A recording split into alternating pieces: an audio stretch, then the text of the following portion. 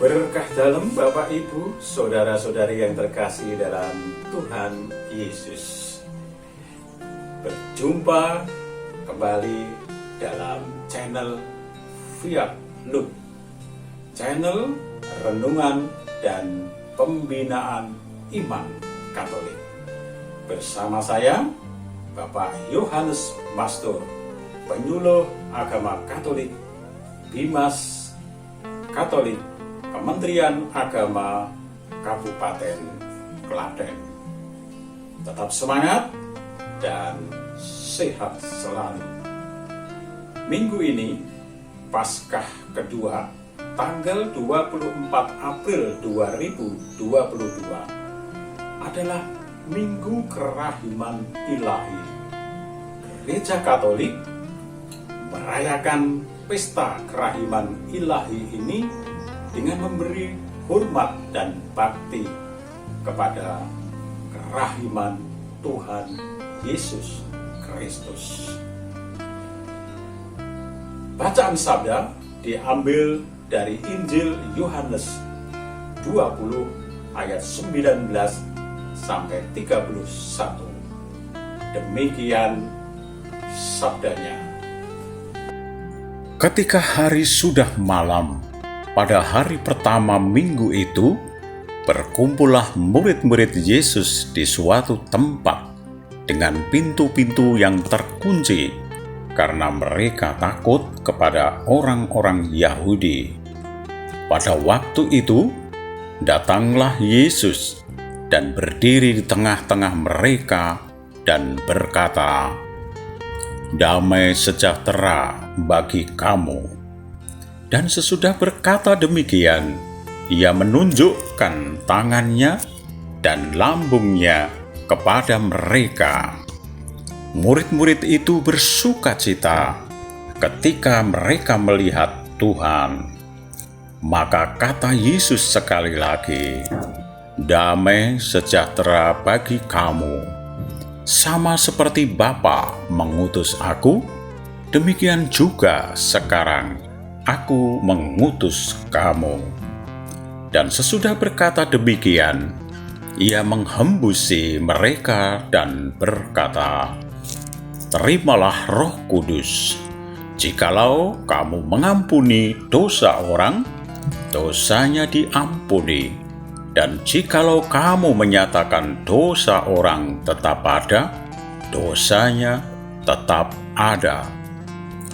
Tetapi Thomas, seorang dari ke-12 murid itu, yang disebut Didimus, tidak ada bersama-sama dengan mereka ketika Yesus datang ke situ. Maka kata murid-murid yang lain itu kepadanya, "Kami telah melihat Tuhan." Tetapi Thomas berkata kepada mereka, "Sebelum aku melihat bekas paku pada tangannya, dan sebelum aku mencucukkan jariku ke dalam bekas paku itu, dan mencucukkan tanganku ke dalam lambungnya, sekali-kali aku tidak akan percaya." 8 hari kemudian, murid-murid Yesus berada kembali dalam rumah itu, dan Thomas bersama-sama dengan mereka.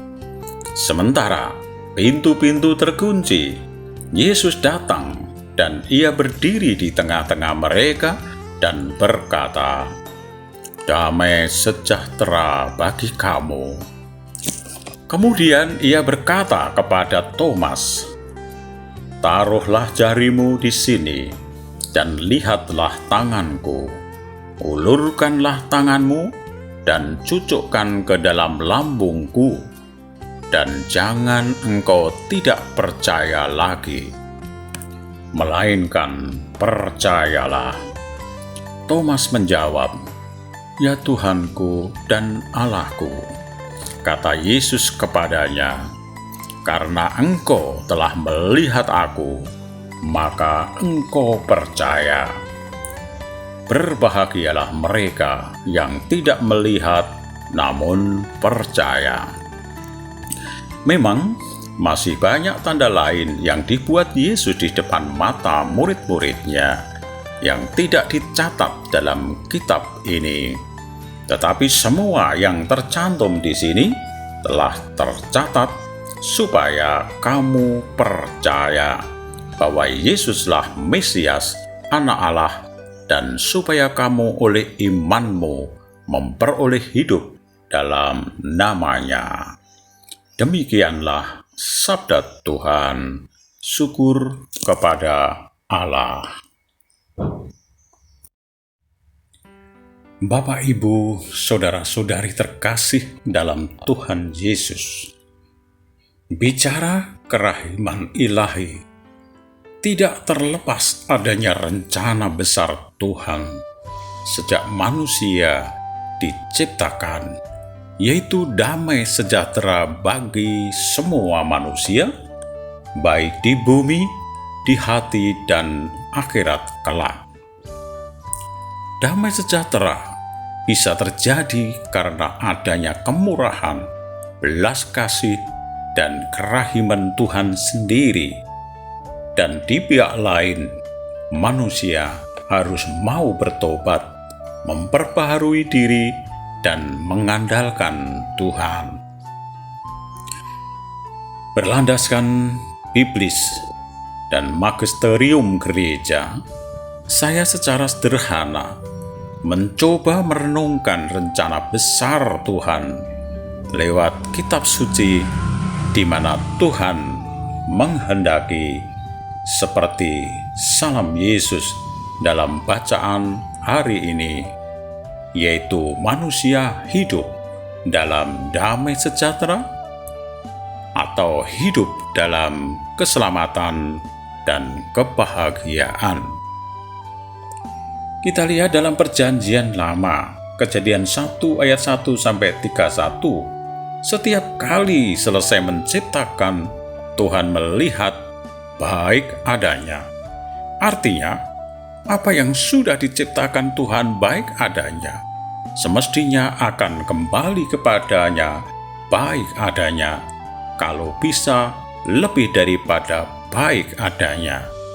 Bandingkan perumpamaan talenta Matius 25 ayat 14-30, di mana Tuhan menuntut talenta kita tidak hanya dipendam, tetapi dikembalikan dan dikembangkan dengan hasil berlipat-lipat. Kejadian 2 ayat 15, Tuhan mengambil dan menempatkan manusia ciptaannya itu di dalam Taman Eden atau Firdus, yaitu taman surgawi, tempat kebahagiaan dengan segala keistimewaannya. Dalam Perjanjian Baru, dalam kerahimannya, dalam belas kasih-Nya, Tuhan rela turun ke dunia menjadi Sang Juru Selamat.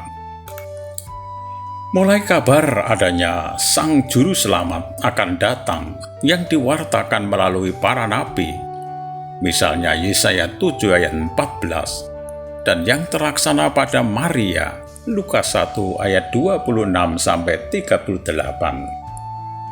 Kemudian Lukas 2 ayat 10-11, warta malaikat. Sesungguhnya aku memberitakan kepadamu kesukaan besar untuk semua bangsa. Hari ini telah lahir bagimu Juru Selamat, yaitu Kristus Tuhan. Lukas 2 ayat 14. Dan tiba-tiba tampaklah bersama-sama dengan malaikat itu sejumlah besar bala tentara surga memuji Allah, katanya, kemuliaan bagi Allah di tempat yang maha tinggi, dan damai sejahtera di bumi di antara manusia yang berkenan kepadanya. Dalam kerahimannya, Tuhan membuka kemurahan hati-Nya. Dalam bacaan hari ini, Tuhan Yesus memberi perintah kepada para murid untuk mengampuni dosa. Yohanes 20 ayat 23, jikalau kamu mengampuni dosa orang, dosanya diampuni. Dan jikalau kamu menyatakan dosa orang tetap ada, dosanya tetap ada. Berikutnya, tidak hanya mengampuni dosa, Yesus menyediakan tempat untuk kebahagiaan manusia.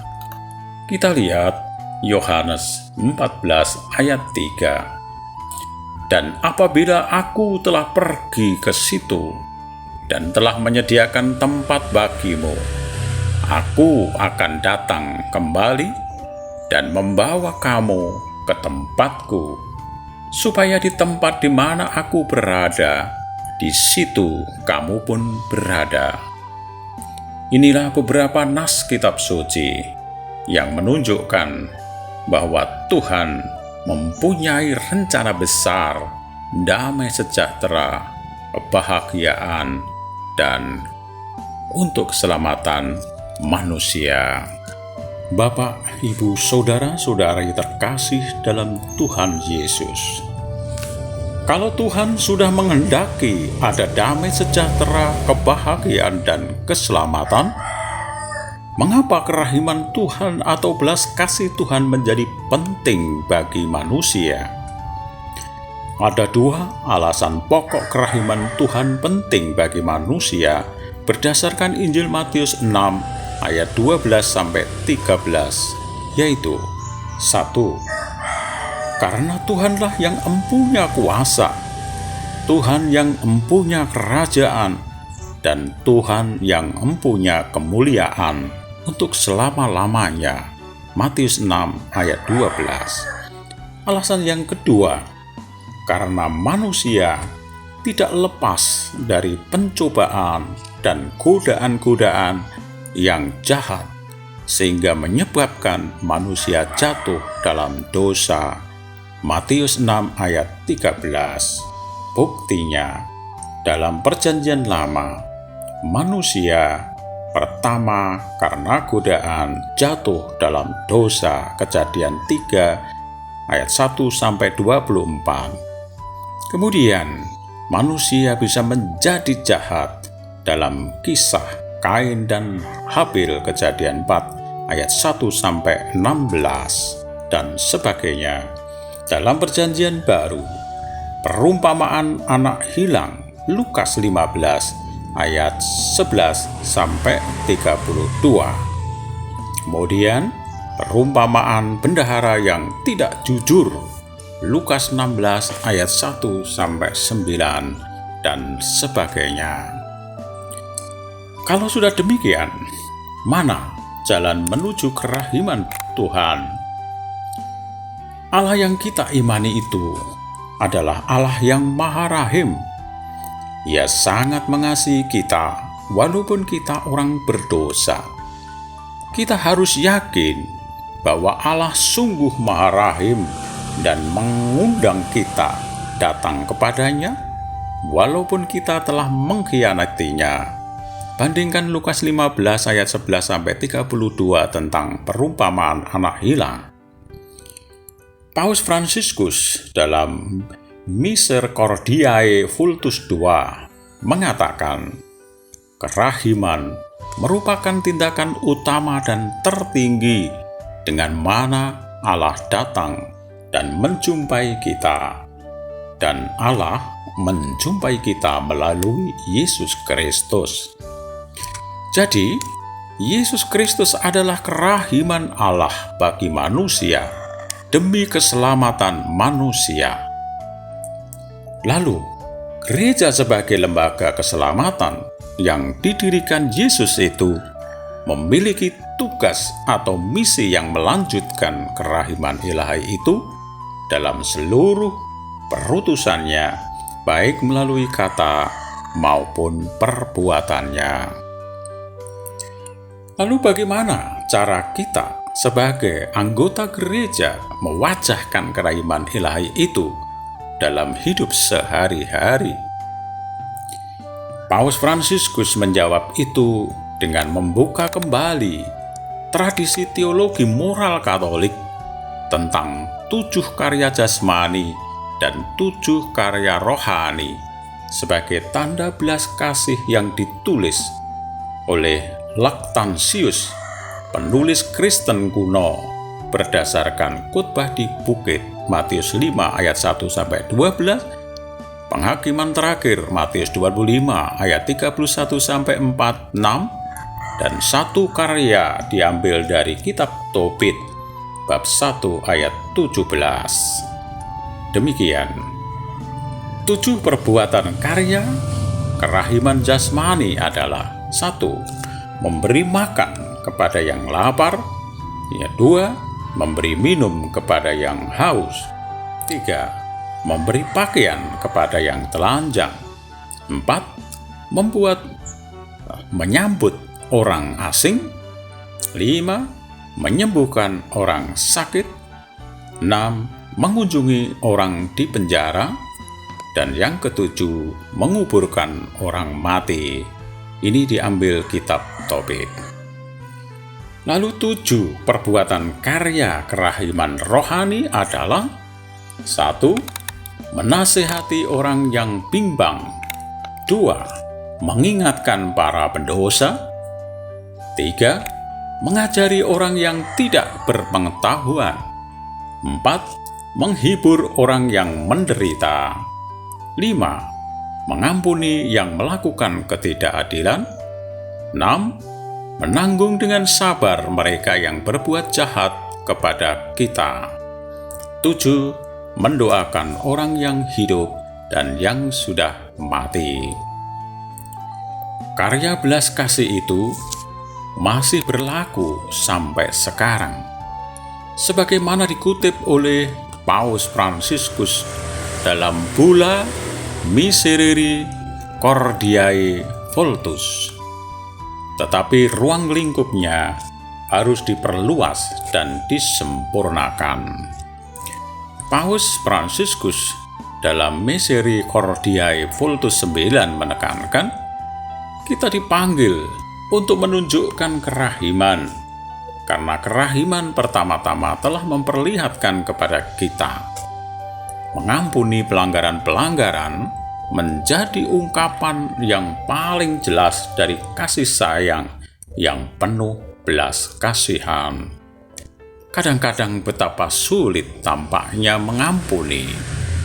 Namun, pengampunan adalah alat yang ditempatkan ke dalam tangan kita yang rapuh untuk mendapatkan ketenangan hati, membebaskan diri dari amarah, murka, kekerasan, dan balas dendam adalah prasyarat untuk hidup dengan gembira.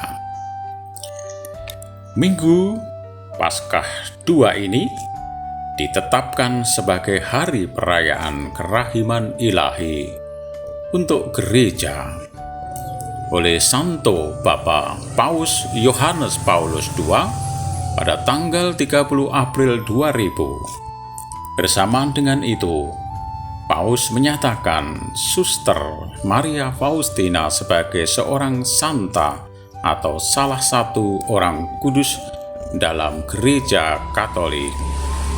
Dalam dekret tanggal 23 Mei 2000, Kongregasi Penyembahan Ilahi di Vatikan menyatakan, di seluruh dunia, Minggu kedua Paskah akan dinamai Minggu Kerahiman Ilahi, sebuah undangan yang terus-menerus kepada dunia kekristenan untuk menghadapi kesulitan dan pencobaan yang dialami umat manusia dengan keyakinan akan kebaikan ilahi. Yesus sendiri berkata, "Marilah kepadaku, semua yang letih lesu dan berbeban berat, Aku akan memberikan kelegaan kepadamu." Matius 11 ayat 28. Demikianlah, devosi kerahiman ilahi bukanlah merupakan devosi baru yang asing bagi gereja, tetapi sebaliknya adalah devosi yang telah berakar lama, yang bersumber dari sabda Yesus sendiri. Peristiwa Injil waktu Yesus di kayu salib adalah bukti kerahiman Tuhan yang luar biasa. Lukas 23 ayat 34, Yesus berkata, "Ya Bapa, ampunilah mereka, sebab mereka tidak tahu apa yang mereka perbuat." Kemudian Lukas 23 ayat 42-43. Lalu ia berkata, "Yesus, ingatlah aku apabila engkau datang sebagai raja."